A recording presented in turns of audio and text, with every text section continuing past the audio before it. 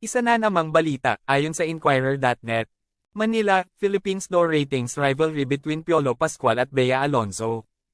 Iginiit ng kapamilya actor na si Piolo Pascual na walang rating rivalry sa pagitan nila ng kapuso actress na si Bea Alonzo dahil sa iisang time slot ang palabas nila ngayon. Kasalukuyang pinangungunahan ni Pascual ang Pamilya Sagrado habang si Alonzo naman ang bida sa Widow's War. Walang rivalry kahit ano. At the end of the day, we are friends, pahayag ni Pascual sa panayam sa advanced screening ng kanyang pinakabagong pelikula na real-life fiction noong Miyerkules, August 21.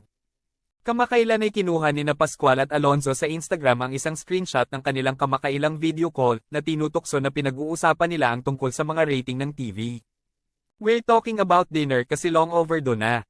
Then we were saying, oo nga, makapatat yung show natin, our show has the same time slot ito ay ayon pa sa actor.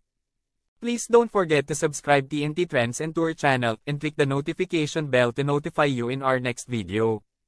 And please like and share and comment down below. Thank you for watching."